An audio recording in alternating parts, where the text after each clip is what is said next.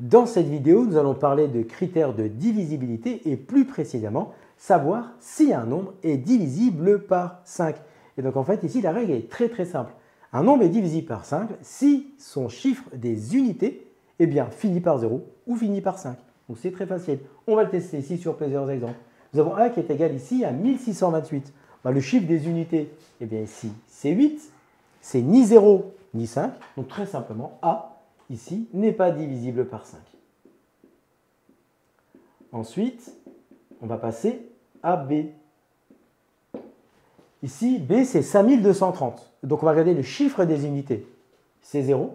Et on a rappelé tout à l'heure qu'un nombre est divisible par 5 si son chiffre des unités, c'est 0 ou 5. Mais ici, en l'occurrence, on a bien 0. Donc si B est divisible par 5. On continue avec C qui est 36 415. Donc ici, le chiffre des unités, c'est 5.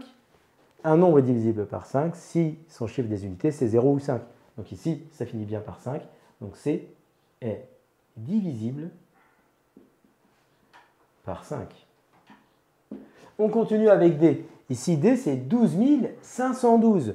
Donc ici, le chiffre des unités, c'est 2. Ici, on n'a pas 0 et on n'a pas 5. Donc cela signifie que D n'est pas divisible par 5. Enfin, pour E qui est 141 800, le chiffre des unités, ici, c'est 0. Et donc, un nombre est divisible par 5 si son chiffre des unités, c'est 0 ou 5. Et donc, en l'occurrence ici, on peut conclure que E est divisible par 5.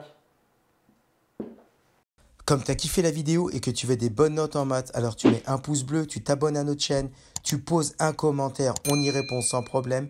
Ensuite, on t'embarque avec nous sur g20enmaths.com.